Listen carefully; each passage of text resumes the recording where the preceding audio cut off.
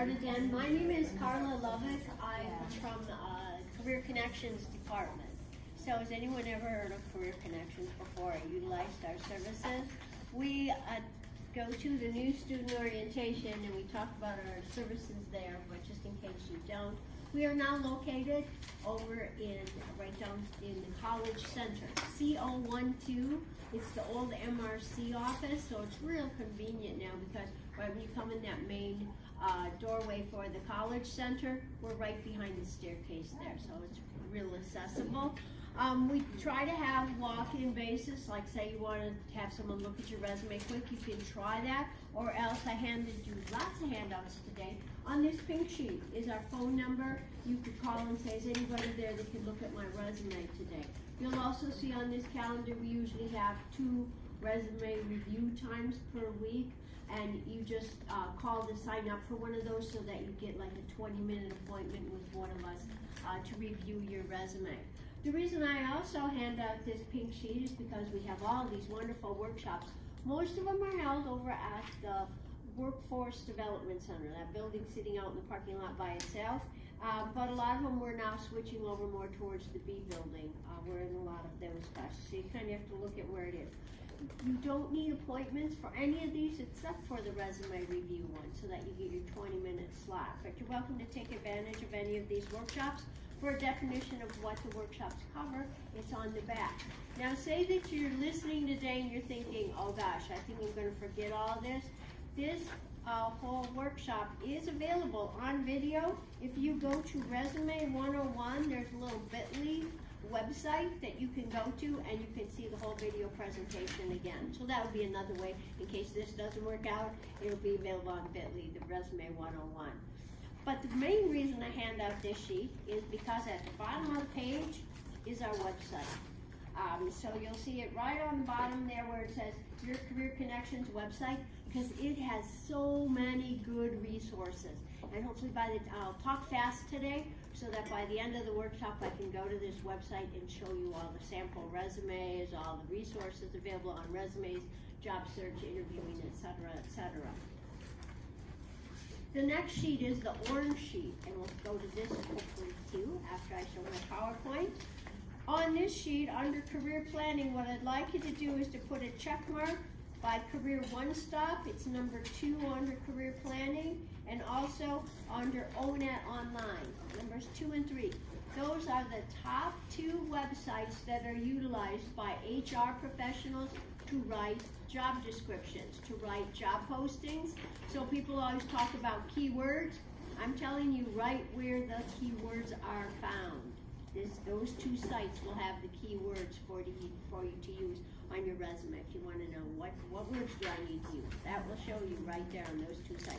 And you can use this site for this nice worksheet for other things too. Recommended websites, Wisconsin Tech Connect is on there, so you could look for openings just for your major by going into Wisconsin Tech Connect. You can find human services right under there, and there's probably a lot of jobs listed. Tech Connect is neat because it's just not WCTC's website. It's the whole state of Wisconsin's website, all the 16 technical colleges. So maybe there'll be jobs in Madison, maybe Milwaukee, maybe other places, if it's just not listed under Waukesha County Technical College. So it's a good resource to make use of. And it's open only to students, so it's not open to the general public. So sometimes there's resources on there that you aren't even aware of. Then this next page is a sample resume guide. The biggest thing that you can take out of here today is probably because I am a professional resume writer, but all of our resume writers, everybody on our staff says, don't use resume templates. Like Microsoft Word, you can go and look under their templates and they have a whole bunch under resumes. Does anyone know why I'd say not to use them? 3 reasons. Anyone take a shot? Hard to edit it. Pardon? Is it hard to edit it? Yes. Well, that stuff is really locked in there. If you decide I want to move my telephone number over to this side instead of the center, it doesn't want to let you do it. That information is locked in there. So what happens is the majority of times these days, most companies are not having the first person to read your resume as a person. The majority of the time it's going to be an ATS system, applicant tracking software. Here at WCTC, we have some people in our HR department here at WCTC, and on their business card, it'll say ATS certified. So if you ever apply for a job here at WCTC, first person to read your resume is not a person, it's the computer. And that's why you have to play the game and have the keywords. The reason being is there's so many people, there's thousands of resumes per day for each job. We had a job we needed a temporary person for a career specialist, and the job is only January to June. Staff here, I didn't even see it posted. It was posted the day we left for Christmas vacation, and I'd taken off that day, and it was done by the day we came back from our Christmas vacation. 1 week, and they had over 400 people apply for a temporary job with us for 6 months as a career specialist. And you needed to have a master's degree, and you need to have so many years of experience, things like that. We had close to 400 people apply for that job in that. So it's just tremendous how many people apply for jobs, and they're just out there. So one person can't read 400 resumes, so that's why we do an applicant tracking system. The computer reads it and it kind of gets rid of the ones that they really didn't pertain anyhow. But that's why you also have to have all those keywords in there. That's the biggest reason. The number 2 reason is Word has had those documents for ages. I got certified as a professional resume writer 16 years ago. Some of those exact same resumes are still there that were there 16 years ago. And resumes go through trends. They're kind of like our jeans. They get fat, they get skinny, they get short, they get long. They're still blue jeans, but the same with resumes. It's still a resume, but it's an old resume. We no longer see resumes that have the date first. We no longer use resumes that have an objective statement. Okay, so different trends that you need to be aware of, you know, what's hot, what's not.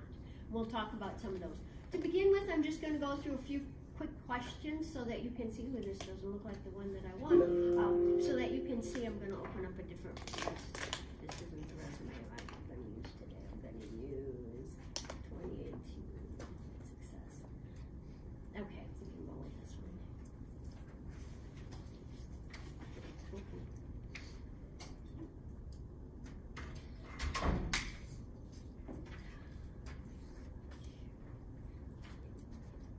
So I'll first ask a few questions. A resume is used to spark the employer's interest in you. Would you say that's true? Yeah, you want them to invite you in for an interview, so that's why you use your resume. All resumes need to have an objective statement. I just talked about that. False. We don't use objective statements anymore. We usually just use a job title.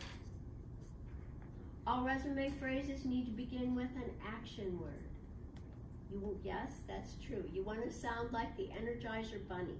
So you want to, and what the trick is, because the computer is reading that, and if you say, I assist staff members, I assist a client, you only get one hit for assist. So you want to assist, you want to aid, you want to help. Try to use your whole vocabulary and not repeat verbs. The same resume can be used for multiple job openings. Would you say that's true or false? You can. Most resumes, the more tailored a resume is to a job, the better your chance of getting called for that job. So what most people do is they'll have a base resume, and then they'll be able to just pull that resume up, and maybe they have to change just the job title, or they have to change a few words in there. They can tweak it each time, so you can use the same resume. References available upon request should be written at the bottom of your resume. Would you say that's true or false? False. I heard someone say false. We'll go with false. Yes. It's now assumed you will have references, so you would have your references available when you go to an interview. It's always nice to have a separate sheet that has references on that sheet. So you'd have your resume heading on top, name, address, phone number, email, LinkedIn, and then you would have 3 to 5 people's names, name, phone number, contact information, probably their email. So the reason that we write a resume is you're the best writer of your own resume, because you're going to talk your talk, and that's why we can tell. Has anybody been in HR or done hiring of other people, and they could tell if the resume really wasn't written by that person? Once you kind of know resumes, you usually can pick up on that real easy. but you're the best writer because it organizes your thought. Many times your resume is going to be kind of the piece of that they're going to use for the interview itself. So tell me about this. So when did you do this? And if you haven't written it, you might be out of luck because they're going to know you didn't write it. But what you're trying to do is spark the employer's interest so that they call you in for an interview. It's to market your skills, your accomplishments, your education, and your work experience. 3 formats to choose from, and basically we're going to mostly go with the combination resume. So I'm not that, you don't have to be real worried if you didn't get these all down. I'll show you the differences between them. How many of you have already written a resume? So the majority of the class. How many would say your resume is pretty much, you could send it out today to apply for a job? Okay, that's good, that's good. A lot of us maybe did a chronological resume back in high school or things like that. Basically, it was your work history. What job you did with the most recent job first, then the job before that, the job before that. It's nice if you have a steady work history. It's also a good resume style to use if you don't have gaps in your employment. And it's also nice if you can show progression in your field. Maybe you started out as a nurse's aide, then you became an LPN, then you went to an RN, now you're going for a physician's assistant. That'd be a nice chronological resume. But unfortunately, most of us don't have a life like that we just go straight up in the field. So a lot of people do use more of a functional-based resume, and I'll show you an example of Diana Dental, who is going for her dental assisting degree right now, but her past has been mostly in sales, things like that. So she did a functional resume, where she's highlighting most of her skills, and then she puts her work history at the bottom, very briefly. With the functional resume, way to tell if a resume is functional versus chronological. Functional means you would have no job description under each job. You would just have the job title, the company name, but there's no description underneath it. That's what makes it a functional resume. And what we usually see now is a combination resume. We do advertise our skills at the top to get the reader interested in us, and then we do list descriptions under each job. So that's considered a combination resume. To show the kind of the same and the differences between the 2 resumes, all the different types, they all have a heading, they all have a job title, they all have a summary. Then this is where they start getting different. The chronological goes into education and experience, where the functional and the combination, they go professional skills or skills, and then education, and then experience. A lot of you might be saying right now, wait a minute, I raised my hand before and said I could turn in my resume right now, or I could send my resume out, and I was told to put education at the bottom. What we're trying to say with this is education, with the whole resume thing, is kind of like real estate. You want to hit them with your best shot right up at the top, because guess how fast the average resume is read these days? 30 seconds, a little less than that. I usually say 10 to 15 seconds, but with the applicant tracking system, it's more like 6 to 10 seconds. So it's very fast. So you have to get the points across probably at the top, because they might not get to the bottom of the resume before they decide yes or no, I don't want to read this resume, it's not for me. So you want to have organization. And your education right now, it's a selling point, because you'll have the newest skills, the newest practices, and you want to advertise that. So that's why you put your education before your work experience. Maybe some of you have been in this field, the mental health field or social services, for quite a while, and you're coming to school to get paperwork to back it up. Then you might have your experience section first, and then your education will go at the bottom. But for right now, most students will have their education. Well, if you're a student, you'll usually have your education before your experience section. So I know this is maybe hard to see. I like some of the new classrooms. They have the little the whiteboards all around the classroom. This one's older, so we don't have that. Nice, but I can at least show the main points. This is a hospitality management resume. So see how he has his information at the top, his contact information. Then he has his job title. Then he has a summary, brief statements to get the reader interested in it. Then he goes into his education, lists his degree, lists some courses he's taking, lists some skills, so he can show them, hey, I can be a hospitality manager. and then he lists his experience after that. So that's a basic chronological resume. This is, I said this, I'd show you a dental assistant student. So, with hers, she still has the job title at the top, qualifications, then her education, then she has an acquired skills section to show she knows how to be a dental assistant. Then in her experience section, she's mostly been an intern, a clinical dental assistant intern, and a sales rep. So she used more of a functional approach. She just listed her skills, she didn't put her job description under each job. Employers don't like this one as much because they want to know where you did what, and this doesn't really show you which, but as an intern, she can get away with this one. But that's why we usually mostly advertise more of doing a combination resume. Here's another skills one. This person did subheadings for customer service and for sales, and then her work experience, she's been a bindery worker, a bookkeeper, and a sales associate.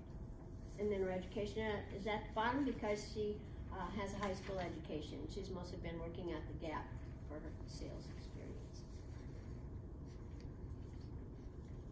Some general resume tips. I'll show. We want to make good use of white space. Remember how I said they read a resume really fast, so you want to make sure all your bullets line up. All your dates line up on this side. If you're going to be listing courses, just tab over so that you can name a course, tab over, write another course, come back. Do not insert a table because the applicant tracking system, once again, can't read it as accurately with tables in. So just use the tab key. For your verb tenses, if you are at a job presently, stay in present tense. Perform, set up, operate. If the job is in the past, use past tense. Provided, completed, assisted. Would all be in past tense. But this is just a nice, easy to read resume for you to look at. What we'll be referring to right now, if you want to go to the last handout, you can use either of these. This is the guide that I gave you because I don't want you to use templates. A template is where you fill in the blanks. You can use this as a guide, but we don't have it as a template. And then this is a sample of Human Services resume. So you can follow along and put little notes on it. What we're going to do is we're going to start at the top of the resume and just kind of go down piece by piece, okay, to make it quick. So the first part is your heading. Your heading refers to the name, the address, the phone number, the email, and your LinkedIn source. Your name, you always want to have the largest font on the page. And so some people go, I had a person the other day come in and she was a graphics student, but she had a 36 point for the name. I mean, it took up like the whole top third of the paper. That's too large. Because of applicant tracking systems, don't go higher, don't go larger than an 18-point font. You'll make the name stick out. You can put it in bold, you can put it in all caps. It's your choice. Many times when people are choosing a font style, my suggestion would be do not use cursive, kind of penmanship style, writing style. The applicant tracking systems have more trouble reading that. It looks pretty, but the G is like the General Mills G. A lot of people don't know what that is anymore, and computers don't always read that. So stay with more of a basic modern font. You don't have to put in your middle name, middle initial. If you have a name like Ann Smith, there's a lot of Ann Smiths, you could put in your middle initial if you chose to do so. In terms of the address, that's also kind of one that you make the decision. Do I want to give them my exact address? Do I want them to know? Like I had a CNA and she wanted the company, she was applying to Waukesha Hospital and she lived on the same street as Waukesha Hospital.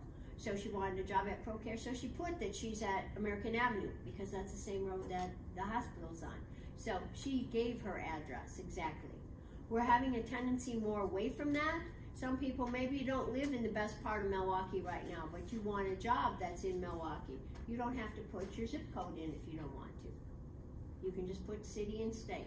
If you want them to know your zip code, where you live in Waukesha, because it's so close to where you want to work, you want to work over by Sunset Drive and your zip code is 53186, you might let them know that. One phone number. Notice for the phone numbers, you never put a 1 in front of it. You don't say phone, you don't say cell, you don't say landline. Give them a phone number. You can use dots or dashes to separate the numbers, but do separate the numbers. For your email, you can use your mywctc.edu. Nobody else will have that email. That's your email even when you graduate. But if you've been out of school for a couple years, I'd say change your email.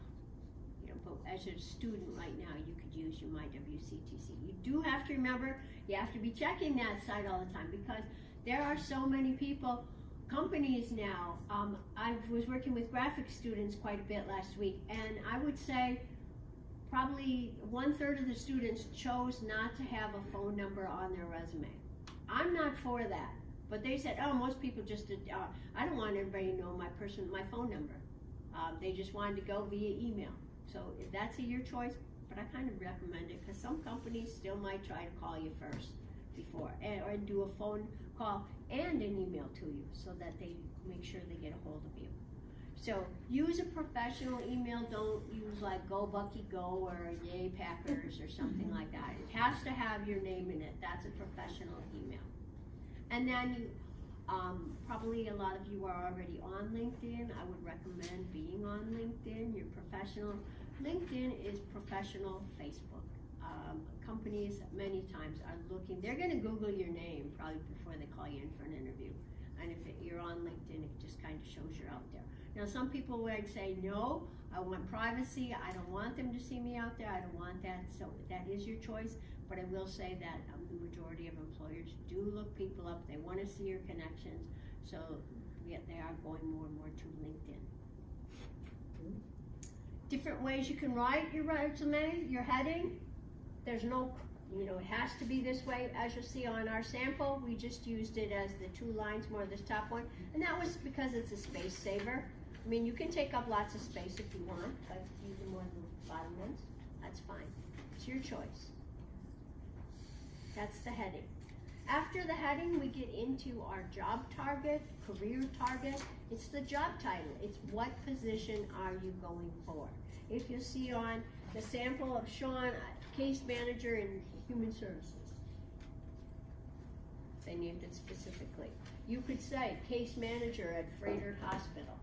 You could say, name the company if you wanted to be specific. But usually it's letting the reader know what they're supposed to be focusing on. Many times people say, you know what, I cover that on the cover letter. I let them know what job I'm going for, so I don't have to keep changing my resume every time. I would say, don't do that. Too many times the cover letter gets separated from your resume. So address it on the resume. Name the position you're going for. After that, after you have your job title, the next part is going to be your summary. This could be called summary, it could be called highlights, it can be called profile. You'll see on the sample that we have, summary, qualifications, highlights, profile. If you want to put a title on it, you can. I'll show you a couple samples in a minute, and you'll see that. But to me, as a resume writer, this is the hardest part of your resume to write, but this is kind of the most important part. This is going to be if they're going to read your resume or not. This summary. So you got to hook them here. This is your bait and hook to get them to read your resume. So it's usually 5 to 7 statements. They can be bulleted, meaning a bullet in front of each one. I'll show you examples. Or it can be written in a paragraph. Whichever way you like, I gotta go forward, is what you want to do. This is written in bullet form. So they have a symbol of some kind in front of each statement. When we're writing a resume, this is important to know. Do not use pronouns. I'm not an English major, but the easiest way is to don't say I in every statement. Don't say I and my. I, my, me, we, they, them, theirs, ours, us. There's one more. There's 10 pronouns, but you don't want to use them. Usually you start with the action verb. Experience in both warehousing and container freight operations. They don't say, I am experienced. I have proven ability. See, it just gets to be I. On cover letters, we do use pronouns, but here we don't. So this would be a person who wanted to use the bullets. Here's a paragraph for a nurse. And yes, they are not complete sentences, but it's written in paragraph form. It still gets the point across. Either way is acceptable. Here are a bunch of different ones. This person put job target, they named their job title. Then all these things relate to industrial maintenance. Here's for network specialist, they did a summary. They also put in their computer skills and certifications there. You might have some other certifications, so this might be a nice way to do yours. Or you could write it like this, you know, human service manager. And you could also put in certifications. It's your choice. You can also cover the certifications in your education section, or you can choose to do it there. After our summary, we then go into our education. Now, one thing to remember about your education, do not put your high school on there. Does anyone know why we don't need to put high school in? Pardon? It shows your age. That's a good point, right? Because people put in their age. But it's also, if you're in college, it's assumed you've already completed high school. So we don't have to know that. So if you, a lot of times people say, yeah, but I can't write the degree because I'm only in school and I still want to get a job in the field. You can still do that. You can write anticipated graduation. Here's a person who he's attending WCTC. We're in Pewaukee, not Waukesha. They bolded in their degree. Architectural drafting, Associate of Applied Science degree. That's the degree you're going for, an AAS. You can write that too. Or you could just put associate degree. Any way is acceptable. Write the dates though, 2017 to present. So it's like, well, when are they gonna graduate? This person put, I'm gonna anticipate a graduation, May 2018. Major courses. Notice in those courses, we did not write anything about English composition, no speech, no psychology, sociology. Those are considered general education courses that do not have to be written in because they're general education courses. So you don't have to, most of the time, the reason that we're writing our courses that pertain to our major is we're trying to get in more keywords. Like they could put coding in here, you know, building codes, things like that they would want to see. For yours, maybe case management would be good. You get that word in there then. You know, pharmacology, things like that, words that you would think they'd want to see. Those are nice courses then to list. Then you can add that section called acquired skills, because that's going to show them what have you learned in your classes. What are you doing? Many times you can take these words right from the job posting itself. If it says must have experience in case management, you could say experience in case management, because maybe you've done that for your internships. So write about, or you can look up the course descriptions and see if they cover some things. If you've been to another college, you can include that too. Here's University of Wisconsin, Waukesha, Wisconsin. The person just put general education courses. You could say liberal arts major. You could say 36 credits completed in human services. You know, maybe did some basics there. 36 credits in psychology, whatever, how many credits you had. If you have been in school, and this is a pretty young class, but say that your education was more than 10 years ago, you leave the dates off. You still put in the education, but you leave the dates off so that they can't date you. Most resumes are going to go back. Usually we'll go back to about 2000 these days. After that, we'll just leave the dates off. We'll say prior to 2000.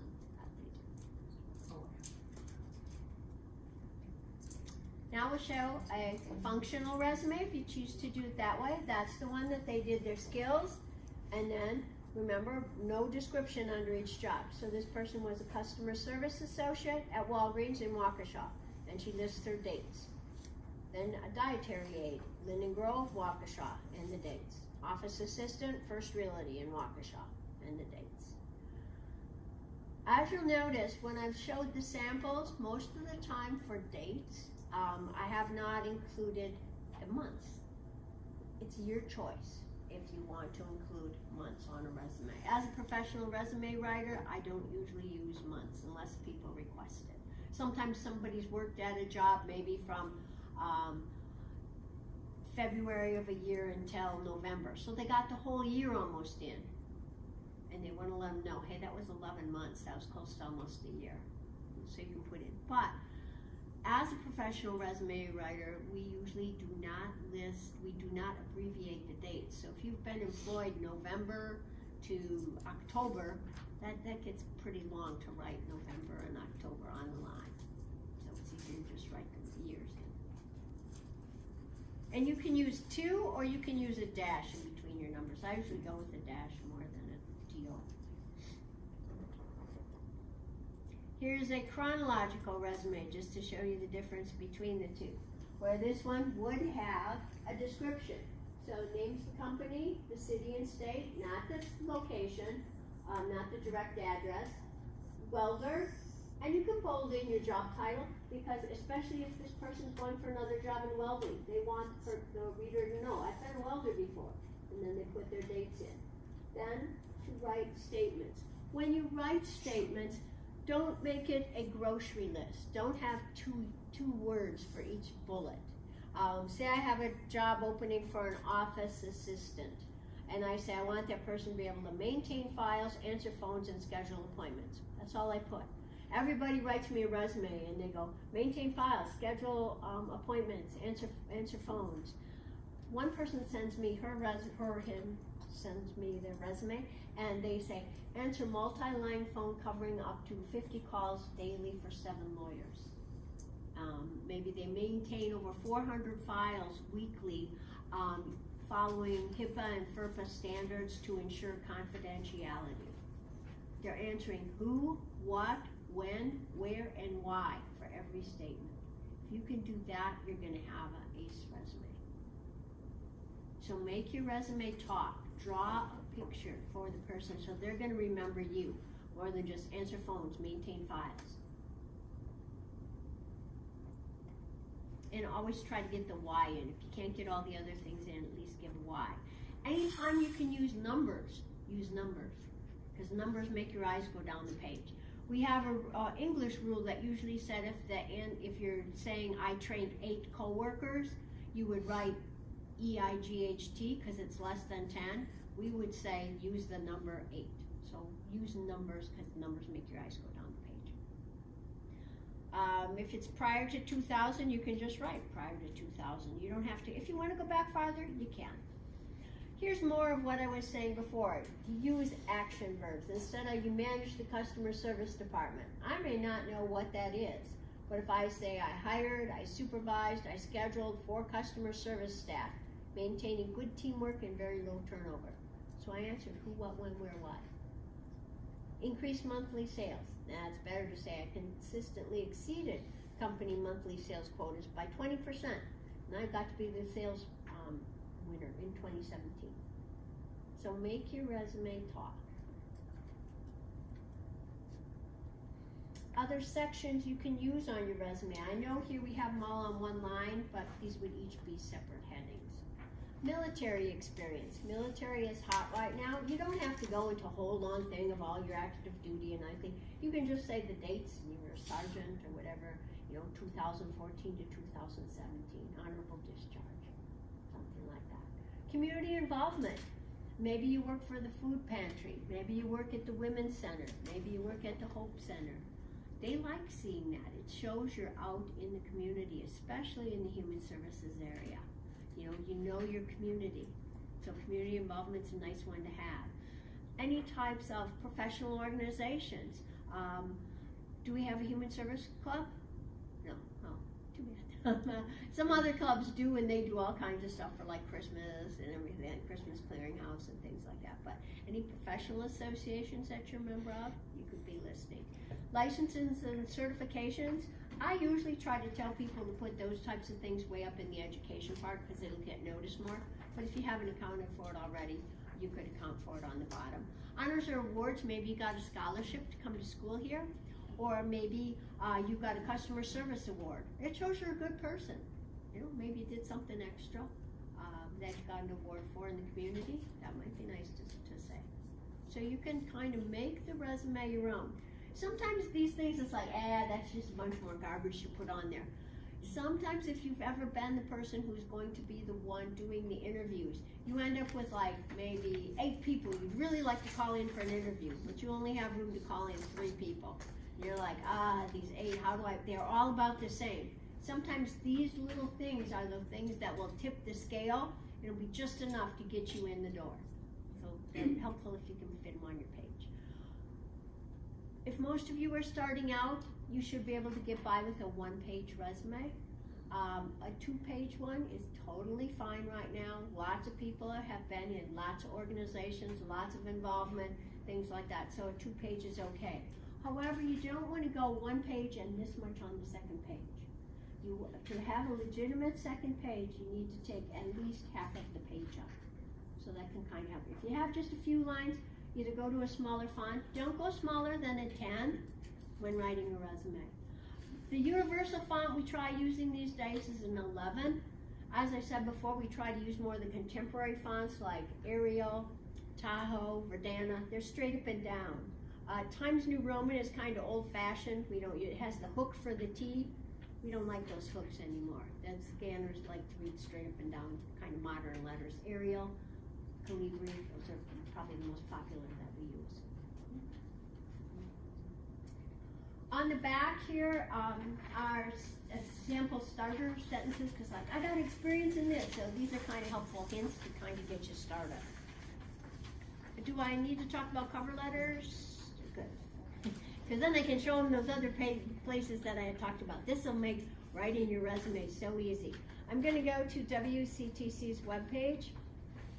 So this is WCTC.edu, and to go to Career Services, I can just go down to Explore Careers. So we're right on the main page, click on it, and this will take you to our webpage. So here you see Career Connections. Here's also Tech Connect, so you could get signed up for Tech Connect, look for jobs in human services. It's also handy to look for miscellaneous jobs, or if you just need a job for the summer. We have seasonal employment in there. So it's a good resource that's very underutilized. But remember how I showed you this calendar? Shows right where to go to the website.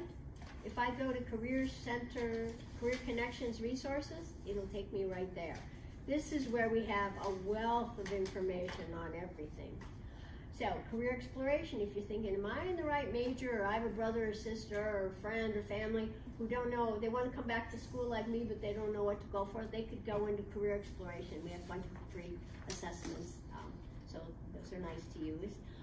Job search and interviewing, here's information on that, but here's on resumes and cover letters. So here are sample resumes for all the majors. Here's more resume guides. If you think I want the functional one, you can pick that one. I gave you a student guide, which is this one. Here's the PowerPoint again. Here it talks more about applicant tracking software. These videos are short, 3 to 7 minutes in length, so they're all very short, but they have a lot of information. Tell your story, resume red flags, tailor your resume. So lots of good reading in there. Here's Resume 101, so you can kind of watch this presentation again if you need to. Here's our hours. We're welcome to have you stop by, or you can call for an appointment if you need to. Now I showed you how I would go to the recommended websites. So if on this orange sheet, remember I told you to put check marks by Career One Stop and ONET. We're going to go into ONET first, and I'll just write in human, and I'll see what comes up. I'm not sure what I usually put in. I put in human services. Social and human services assistant. Ooh, bright outlook, that's nice. I'm going to click on it. What it does is it provides me with a dictionary definition. So these are key words right here. This is the definition. Here are other job titles I could be looking at. If I'm having trouble finding jobs, maybe I need some more job titles to look at. But the most important thing is tasks. Here it names 5 of 14 tasks. So maybe what you want to do is put under ONET, write the word tasks. Because you'll say, I get to this page and I don't know what to look for. Go to tasks. This talks about what you do. If you say, I take notes, I do stuff, keep records or prepare reports. You know, you can use some of the statements. You don't have to copy it word for word. I'd advise not copying it word for word. Once you get used to this, you'll be amazed at how often you see these terms used right on the job postings, because they copy and paste it right into the job posting. So, assist in locating housing, oversee day-to-day group activities of residents. You know, so it tells you kind of what you do on those jobs. You can say, oh yeah, I do that. Kind of helps to trigger your memory. This one was ONET. We're going to go into also Career One Stop. Career One Stop, I usually click on Explore Careers and go under Career Profile. So I can write in that word again. And I'll click on that, and I get to put in a city or a state, or I could put in my zip code, and I could say find something like that in Wisconsin. And so I can look at some of these other ones too, because maybe you qualify community health worker, rehab counselor, you know, might have some words that you like using or terms. I'll take this social and human services assistant. Once again, here's a definition. This one's a little bit longer than the other one, so there might be some other words. Here's some other job titles. On this one, where the other one was tasks, ooh, nice. Job opportunities, very likely, so that's nice to know. 1,870 jobs per year just in Wisconsin. That's a lot of jobs. That's a good feeling.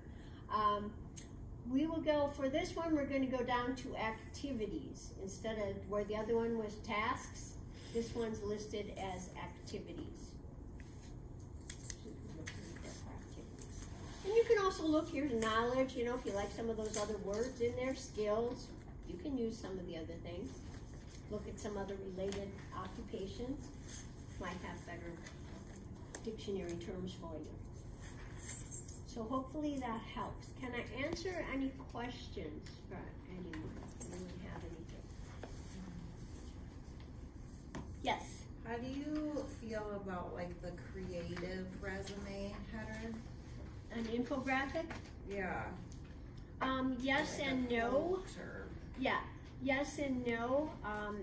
If I would use it, I probably, if I wanted to have more of an infographic, I have a lot of graphic students that I work with. What they usually do is send one that can be read by the computer, and then they will send one infographic, you know, that has like blocks and photos and all kinds of neat stuff that they can do. So that's why I would advise that. If you want to just have it on a header, you have like a photo, you know, not a photo, but like a drawing or a graphic or something like that. That's usually okay. Yeah, I'm not so much of borders and all that kind of stuff. That gets too messy for the applicant tracking systems to read. Any other questions, comments? Yes. If you've been doing the same type of position, but it's been in different locations, which resume would you suggest using for that? Like you've been pretty much like say in human services or something like that, but you've been, or like fast food. I have a lot of people who've done a lot of fast foods, and they've been at Subway, they've been at McDonald's, they've been at Pickens, say, you know, they were mostly in the food industry. You can, if you've been 3 months here, 3 months here, you can lump them all together. You can put fast food service or hospitality, and you know, write 2014 to 2018. And then say positions at McDonald's, Subway. You can lump them together if you want, just because maybe it's not related to what you're going for exactly.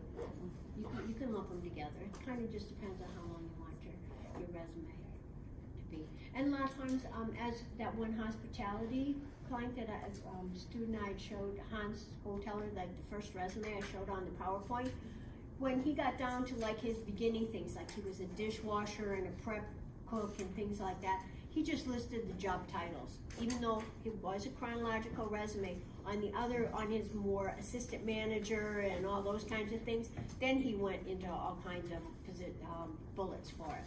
But if it's pretty regular, like if we know McDonald's crew member, you don't have to say I fried hamburgers, cleaned the bathrooms. They know what a crew member does. Okay? We're happy to help you. We do have a job fair coming up April 24th from 1 to 4. I do not know right now how many. It is full already. We have 125 employers there. Closer to the date, we will have listings out of what companies are going to be there. But even if you're not ready to graduate quite yet, it's still worth it to kind of just go through, check out who's there, maybe get some business cards, maybe practice your elevator speech, you know, what you would call, introduce yourself to a few people, just to get more used to it, okay? Thank you. Thank you.